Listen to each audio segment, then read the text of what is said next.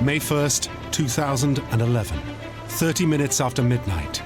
In military terms, 0 dark 30.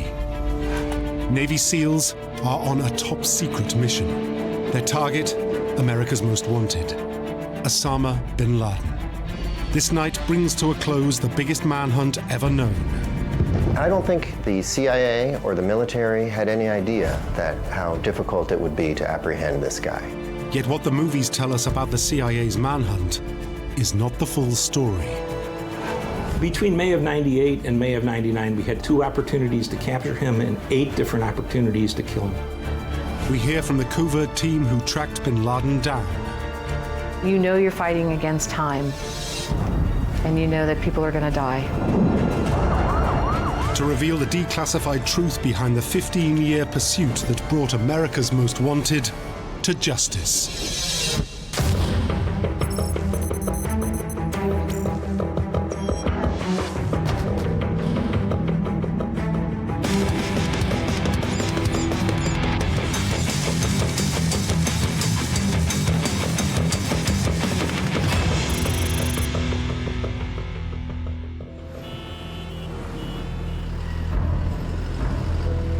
A Friday morning in New York.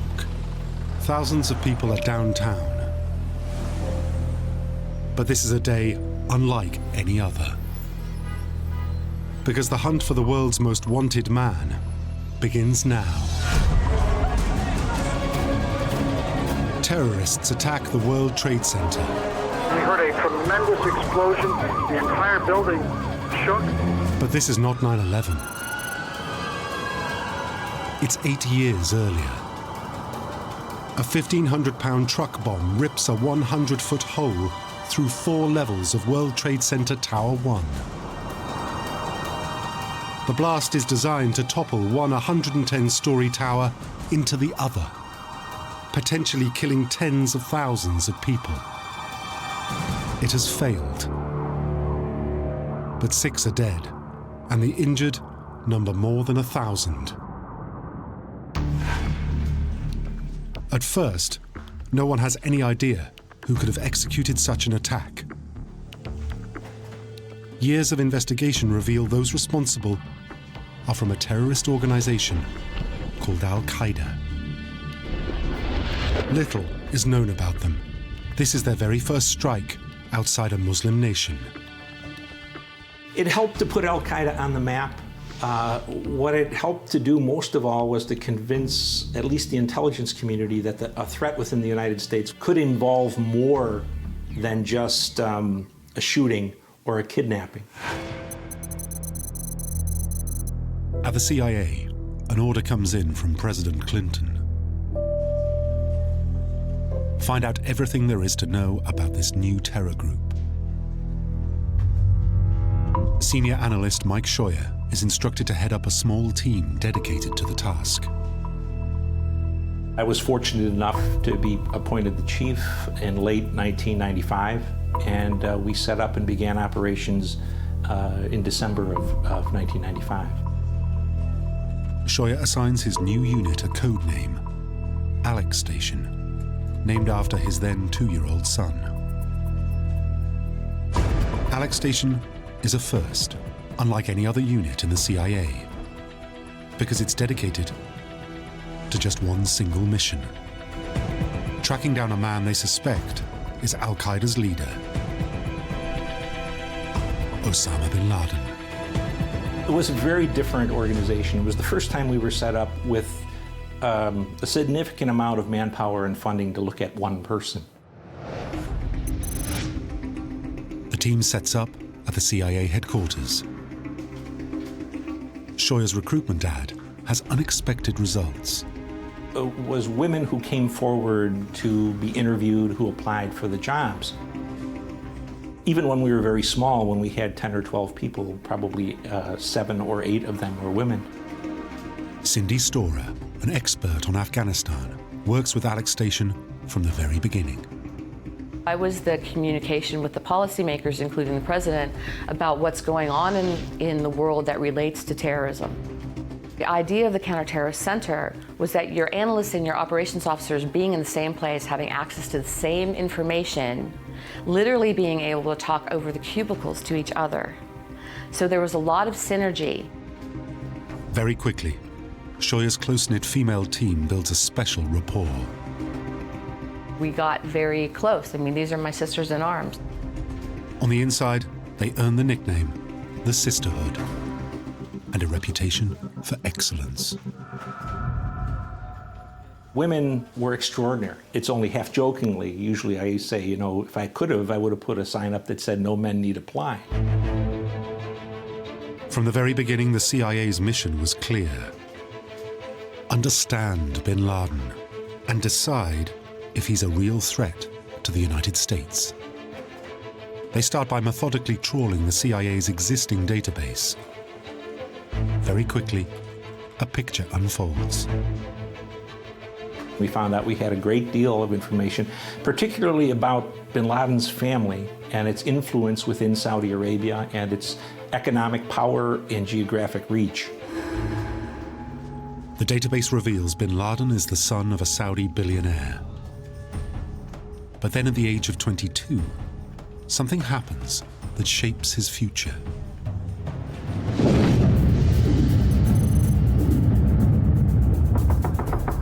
The Soviet Union invades Afghanistan.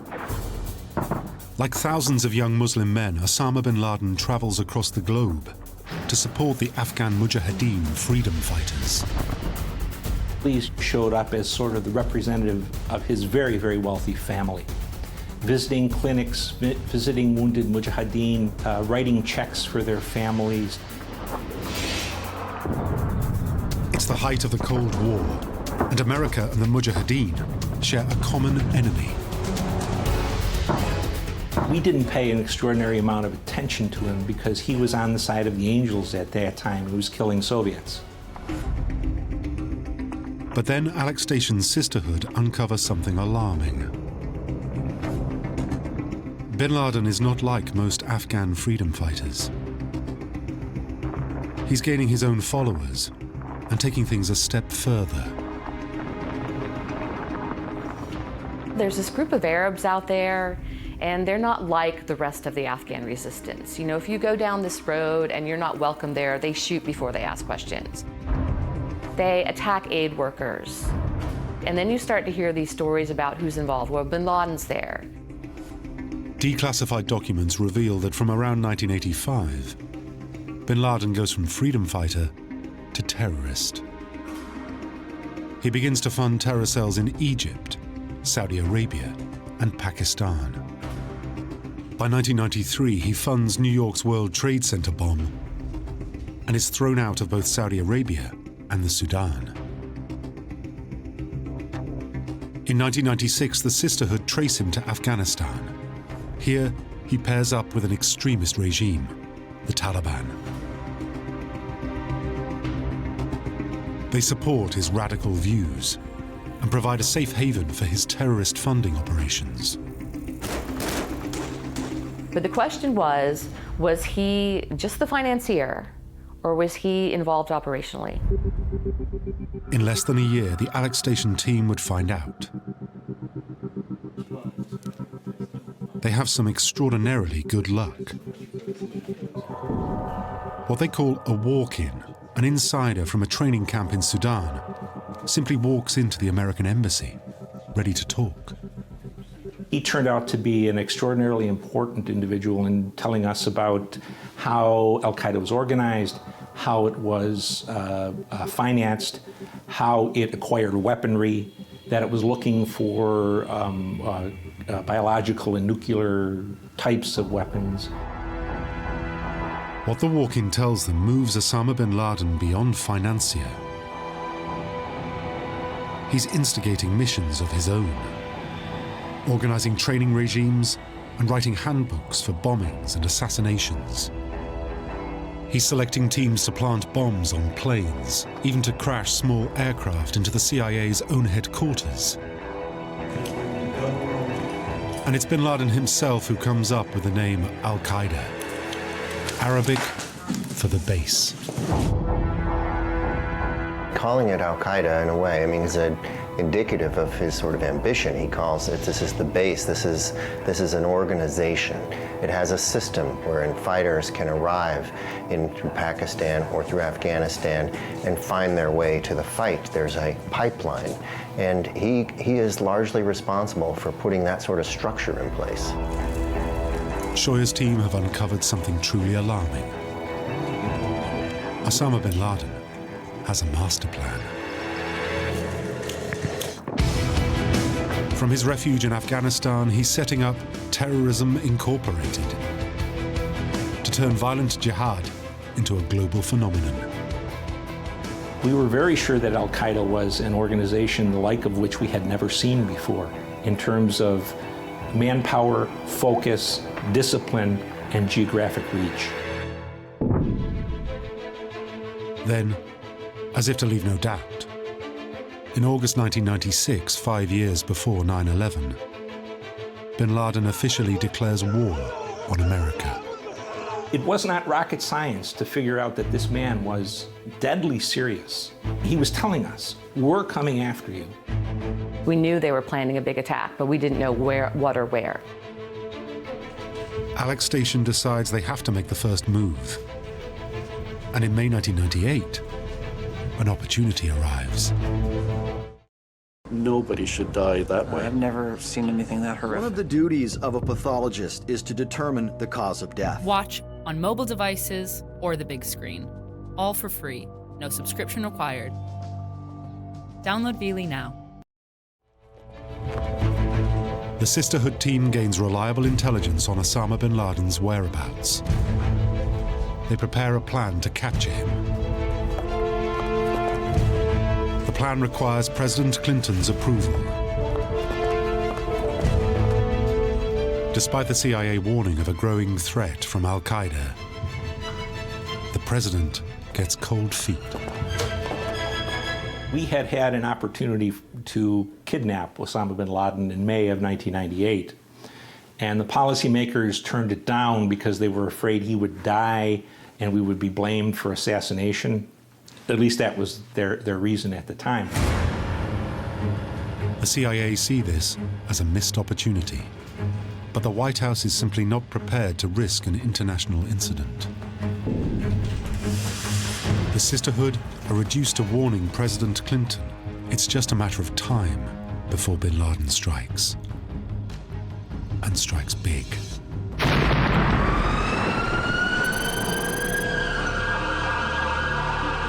Suicide bombers drive a 2,000-pound truck bomb into the American embassy. 212 people are dead. Around 4,000 wounded are trapped within the rubble.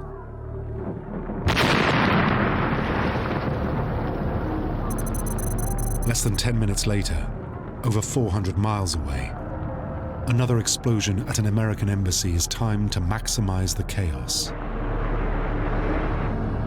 Here, 11 people die. A further 85 are injured. Al-Qaeda claims responsibility for both attacks.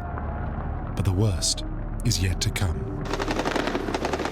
Bin Laden himself has declared this is just the beginning. At the CIA, there's frustration.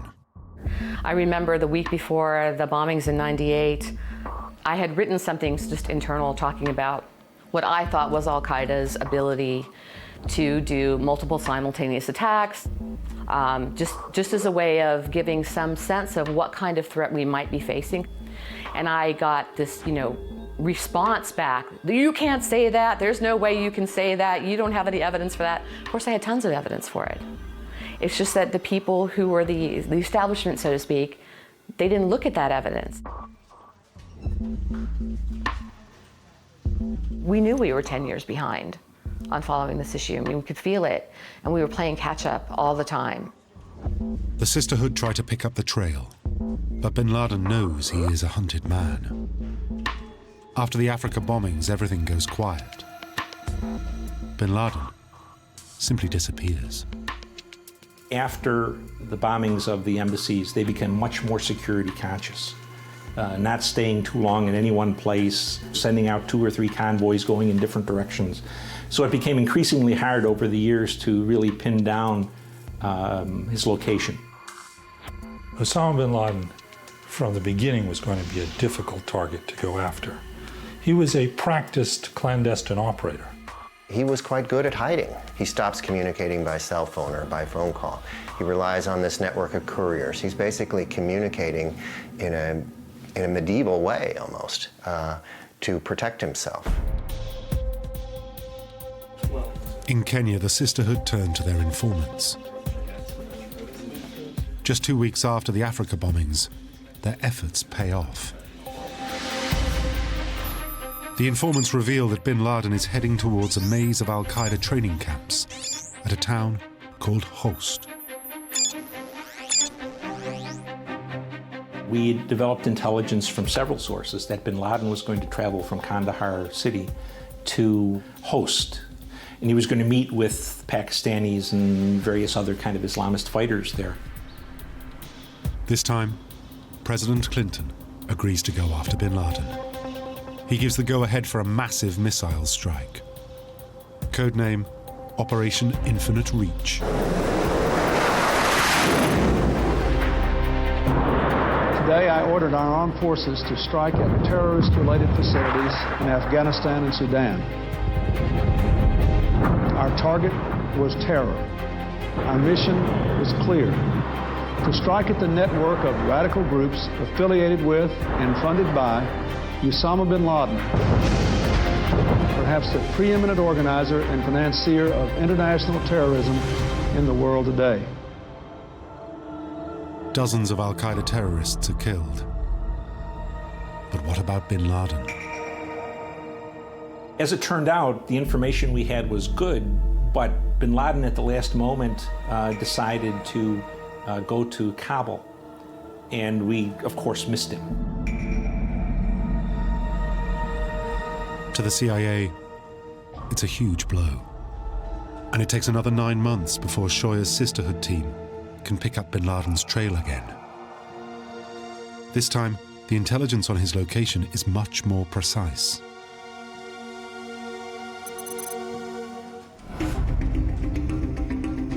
The sisterhood learn the exact dates Bin Laden is staying at a home in Kandahar, in southern Afghanistan.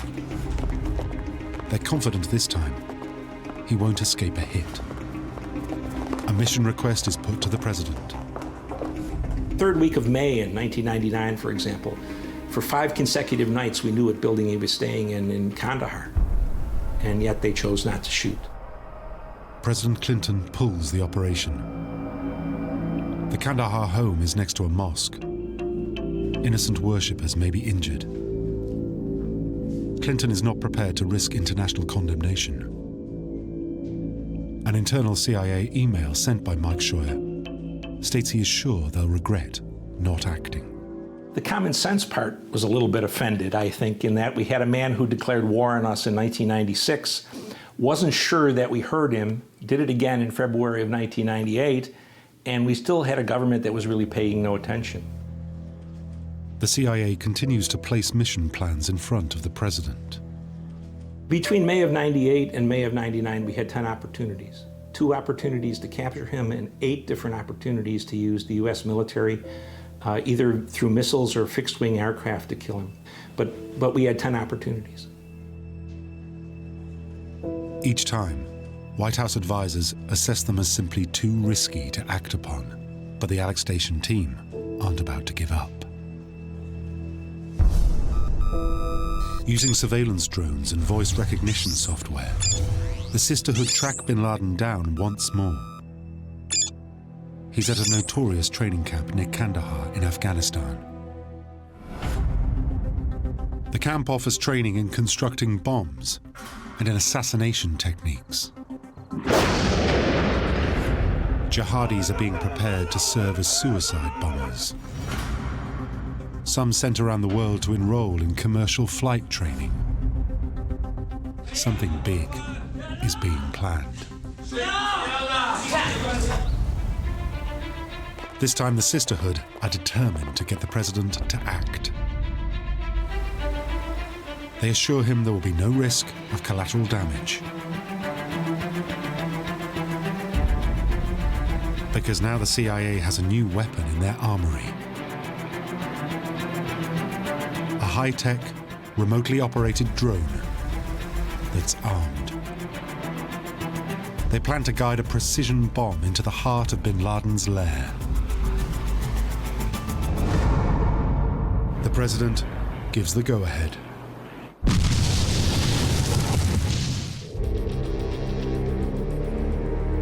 But it's winter. And the weather is now so hostile in Afghanistan that the operation must be put on hold until spring. But before then, matters are taken out of the CIA's hands. A new president is sworn in. And George W. Bush has a different focus. Mr. Bush, and to some extent all of the presidents since Mr. Reagan, were brought up in the Cold War era. They always come into office with a worldview and they're going to accomplish certain things. And then you hit them with something that they had no idea about. And really not many people had an idea about it. And they've somehow got to integrate that into their presidency. That is not easy at all. It takes at least 10 years to get people to come around to understanding that you have a new problem. They had a very hard time thinking that a 6'4" skinny Saudi who wore a turban and ate goat in the desert could be a threat to the United States. When they were lining up threats to consider, they thought about China and Russia and Iran and narcotics, not this goofy Saudi. And we were crippled to some extent by our view of terrorism at that time. Despite multiple warnings from multiple security agencies requesting action, none are able to pinpoint an immediate or specific threat. Without this information, the Bush administration feels it can't justify taking Bin Laden out. It refuses to reauthorize the CIA's proposed drone strike. In the spring of 2001, Bin Laden, now in his 6th year of hiding, once again slips through Alec Station's grasp.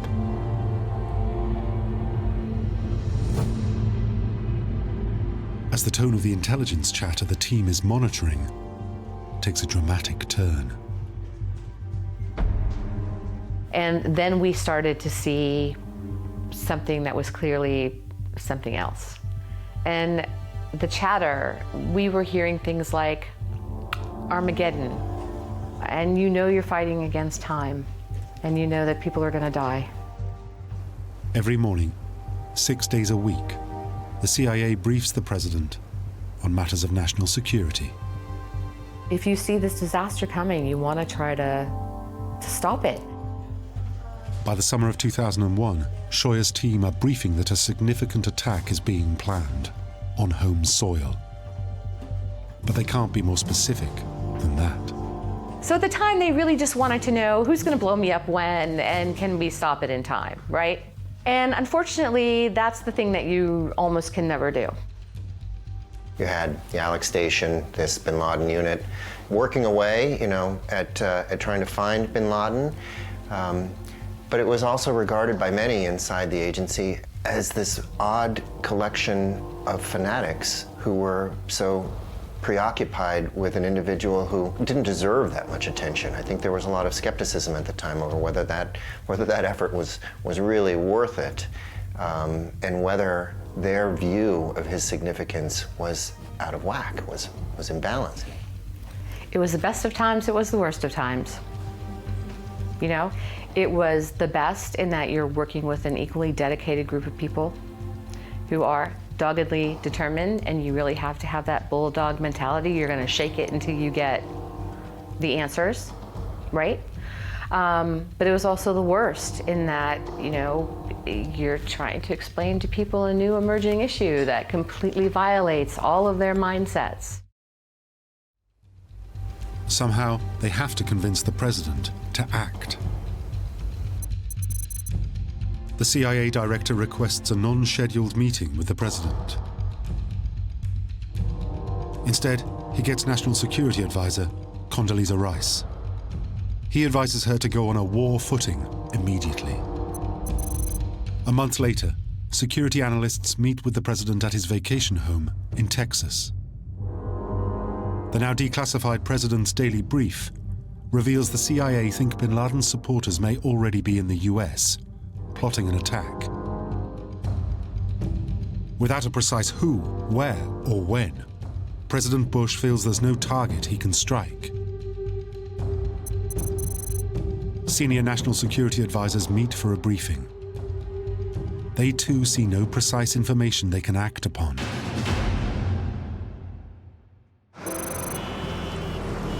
It's a Tuesday morning in New York. Thousands are working, visiting, shopping at the jewel and the crown of the business district, the World Trade Center.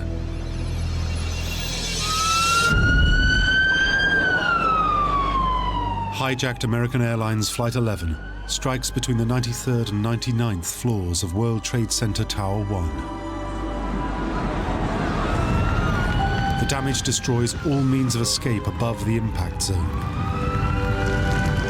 1,344 people are trapped. All will die. It's 17 minutes after the first impact.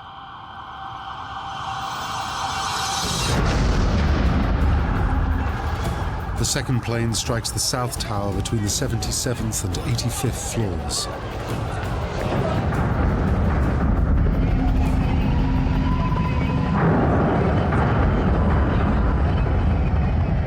Two more planes are hijacked. One hits the Pentagon. The other crashes before it reaches its Washington target. In under an hour, nearly 3,000 people are dead. It's the worst terrorist atrocity in US history, and the kind of tragedy the CIA have been warning of since the manhunt began.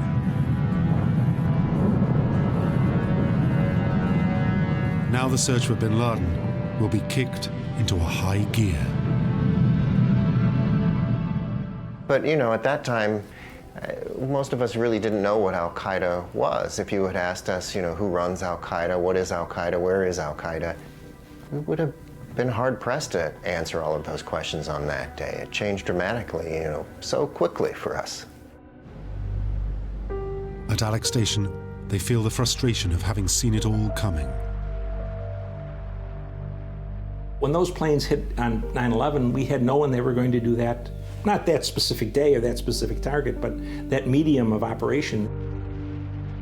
The plan they had for sending Arabs to the United States to be trained for driving 747s into US facilities. They intended to do that since at least 1995. The Sisterhood feel a terrible sense of responsibility for not being able to prevent the tragedy.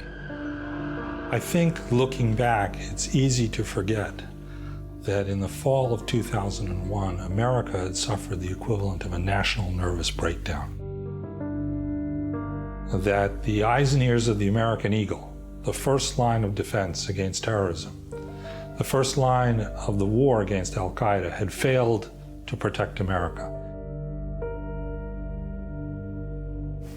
Within days, President Bush makes his feelings known. I want justice. And there's an old poster out west, as I recall, that said, "Wanted, dead or alive." It marks a crucial turning point in the relationship between the Bush administration and the CIA's Bin Laden team. After 2001, Osama Bin Laden became the most wanted man in human history. No one has been pursued by so many people as Osama Bin Laden was. The world turned upside down on 9/11. I mean, the next day it was anything you want from Congress, from everywhere, anything you want, request whatever you want. We took whole branches from other parts of the agency and expanded rapidly by a factor of like 7. And very quickly, the CIA develops a plan. The war on terror roars into life.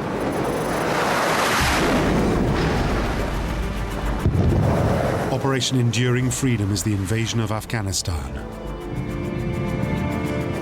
The aim? To overthrow the Taliban regime and flush out Osama bin Laden. It's the first time in American history a war has been launched explicitly to take down a terrorist organization. At the vanguard of the fight, with the Special Forces, are highly trained covert CIA operatives. As bin Laden's supporters, the Taliban, fall, undercover CIA agents intercept communications. Bin Laden is traced to the remote caves of Tora Bora along Afghanistan's mountainous eastern border.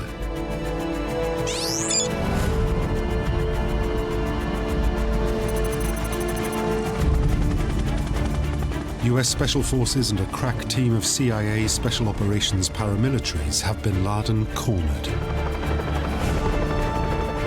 We were so close to bin Laden in the last days of 2001. We could hear him on his radio.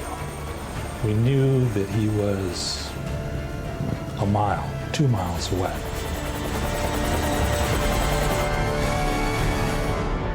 But the US military takes a strategic decision, an act of diplomacy. They allow their Afghan allies to take the lead in capturing bin Laden and hand over responsibility to 2 local commanders. It's a move the CIA's Alec Station warns against. We did the traces on the names of the Afghan commanders for our people who were in the field, and we found out that both of them had fought alongside of Osama bin Laden against the Soviets. So what we did was say simply to the military, here's the guys you picked, here's their records, here's their associations, they're not going to do what you want. The CIA is proved right. The Afghan commanders allow Osama bin Laden to disappear across the lawless border with Pakistan. We didn't know whether this man was in Pakistan or Pennsylvania. He was gone, missing in action. I don't think the CIA or the military had any idea that how difficult it would be to apprehend this guy. With bin Laden on the run, the White House begins to shift priorities. Resources are diverted to the war looming in Iraq and away from the hunt for bin Laden. President Bush would start to talk about, well, wherever he is, he's on the run, he's hiding in a cave, he doesn't matter. Which wasn't true. Of course he mattered. After 2001 was we took our eye off the ball. We began chasing other bad guys in another desert in Iraq and didn't give the priority we needed to the hunt for Osama bin Laden. For the CIA's sisterhood, the next few years are the lost years. Bin Laden is now so skilled in tradecraft that there are few good leads. He even taunts the CIA, releasing video recordings from mystery locations. With little new progress, in late 2005, the CIA closes down Alec Station altogether. There were a lot of knives out for it organizationally, that it was a source of heartburn for a lot of traditional people. And frankly, it offended a lot of the old boys that so many women were involved. One of the chiefs of the Counterterrorism Center called them the Manson family because he thought they were too obsessed and too dedicated. There was a large degree of animosity directed at some of those women simply because they were women. There is now only minor support for the pursuit of America's most wanted. But a change of administration will bring greater resources and a renewed focus in the hunt for Osama bin Laden.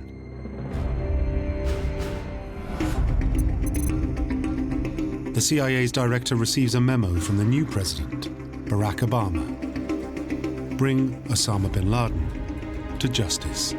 From the day he came into office, In January 2009, he told his national security team, and especially his director of Central Intelligence, Leon Panetta, your most important responsibility is to find Osama bin Laden and either capture or kill him. The CIA assembles a team of experts, many other women of the original sisterhood. They dust off the files and get to work. They start by reanalyzing why they'd been unsuccessful in tracking him down before. They realize they can't trace bin Laden's phone conversations or emails because he had abandoned all electronic communication. But then, the CIA team have a breakthrough. What if they can turn bin Laden's strength into his weakness? We knew he didn't communicate electronically, therefore he had to have a courier. And if you started to figure out who that courier might be and look around the people who'd been with bin Laden all his life and who were still alive, then you narrowed it down to a relatively small number of potential figures. The team has a mission.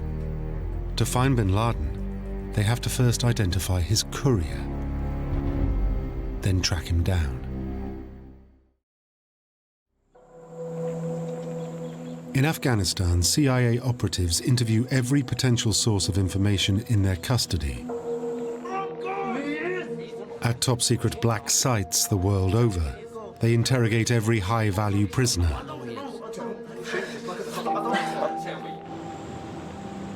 And in Camp Delta at the Guantanamo Bay Naval Base in Cuba, every inmate with a link to bin Laden is questioned. Nobody can or will reveal the courier's name. But then the analysts begin to notice a pattern. Many high-level prisoners are at pains to downplay the significance of one name in particular. A man they refer to as Abu Ahmed al-Kuwaiti. The CIA begins to think the prisoners are downplaying this man for a reason. Perhaps al-Kuwaiti is highly significant after all.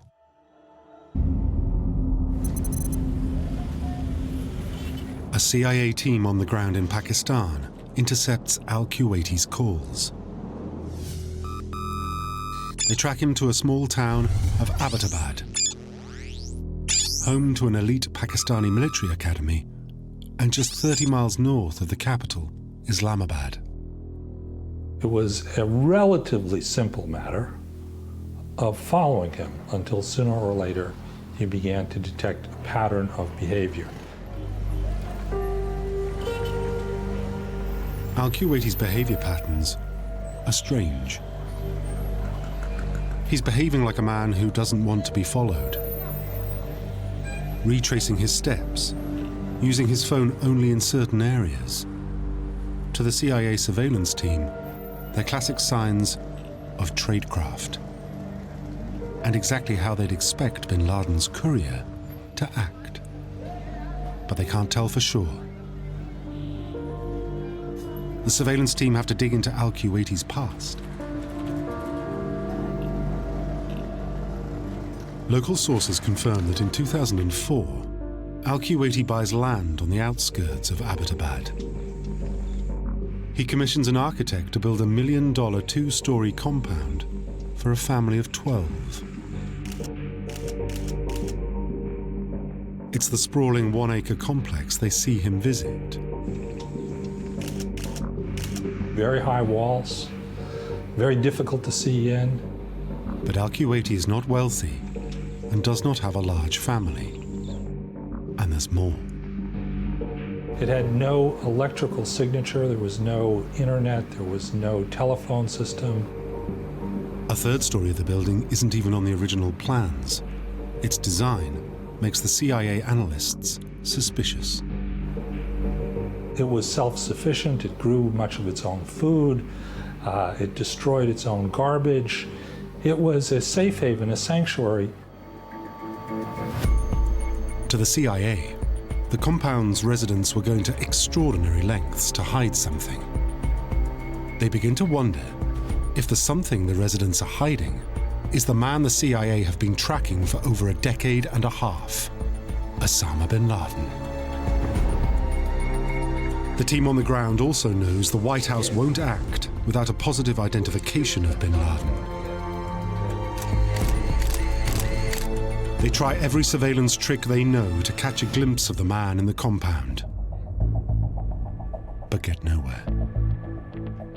Even after the CIA followed the couriers to that compound, his security was still so sound that they never got a glimpse of him. And it was mainly because of his willingness, the discipline that he showed in not ever being on the internet and sending messages out, not ever making cell phone calls, not venturing outside this compound. After weeks of round-the-clock surveillance, the CIA's dedication pays off.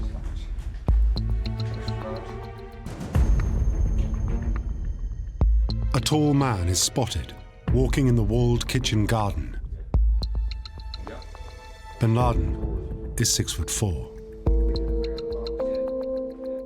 The man doesn't stay outside for long and is careful to shelter under a tarpaulin. It's as if he knows not to expose himself to spy satellites or drones. They called him the pacer at the CIA because they only saw this sort of tall, shadowy figure pacing behind this wall. Despite the mounting circumstantial evidence, the CIA cannot positively identify the mystery man. Even so, they decide to take their findings to President Obama. There was significant uncertainty in the CIA and in the White House over whether they were going to find him there. And the degree of uncertainty depended on who you asked. You know, they sort of went around the table in these national security meetings, and senior officials would put different numbers on it. It would range anywhere from 50% to 90%. Nobody thought that the odds were 100%.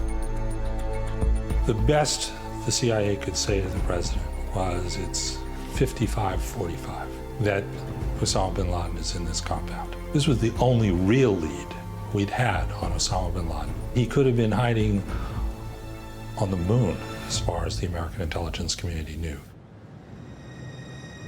President Obama weighs the odds and gives the CIA permission to plan a raid. Now, more than ever, the CIA needs a surefire plan. Crucially, they need a plan that takes into account the pacer may not be Bin Laden after all. A bombing mission is ruled out. Forensic evidence to prove the mystery man's identity would be vaporized. They need eyes on to confirm the pacer's identity face to face. There is only one real option. They propose a helicopter raid involving the best of the Special Forces, SEAL Team 6. It's a daring proposal. The CIA takes their plan to President Obama. What he was presented with was an opportunity to do what Mr. Clinton should have done 10 times, what Mr. Bush had a chance to do once. You know, these CIA officials could argue, well, this may be the best chance we have. Do you remember these other chances that we had that we passed on before the September 11 attacks? Do you want to be the president who passes on this chance? And that's a pretty compelling argument. President Obama gives the go-ahead. 15 years after the manhunt began, a date for the raid to capture or kill Osama bin Laden is set. May the 1st, 2011. Codename, Operation Neptune Spear.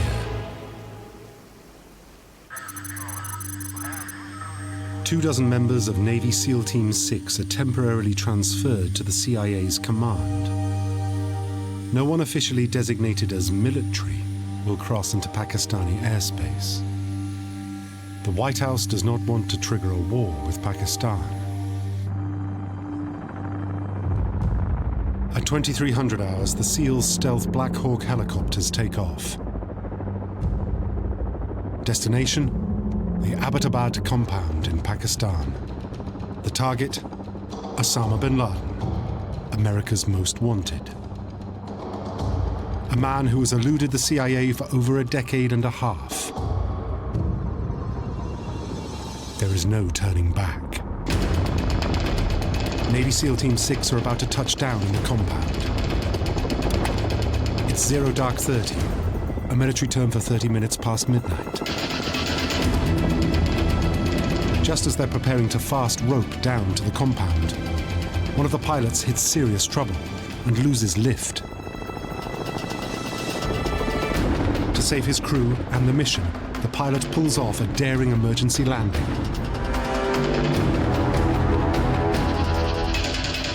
Instantly, the SEALs adapt their mission plan. They storm the compound from the ground. The first SEAL team encounter Bin Laden's courier. A second SEAL team find the courier's brother and his wife.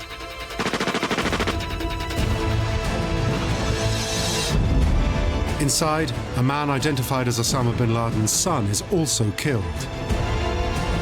On the third floor of the main building, the SEALs encounter the man the CIA call the Pacer.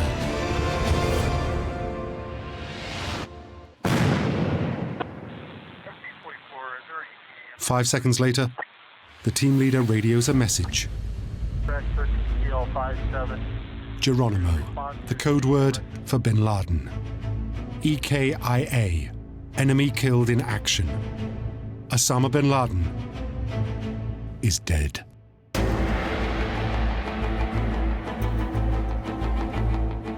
Good evening. Tonight, I can report to the American people and to the world that the United States has conducted an operation that killed Osama Bin Laden, the leader of Al-Qaeda, and a terrorist who's responsible for the murder of thousands of innocent men, women, and children. From touchdown to mission completion, the 38 minutes in the Abbottabad compound draws to a close the most extensive and expensive manhunt in history. For the CIA's Mike Scheuer, it's been a long journey, but one ending in victory. I was, of course, delighted that he was dead. He was a very serious enemy of the United States. And it's a victory, too, for the Sisterhood team Scheuer first set up in 1995, 6 years before 9/11. We achieved all of the things that we were assigned to do. Not to my credit, but to the credit of the officers that worked for me, because they were truly extraordinary at what they do. The determination of the CIA analysts' painstaking scrutiny of 15 years of intelligence gathering finally pays off to bring Osama Bin Laden to justice.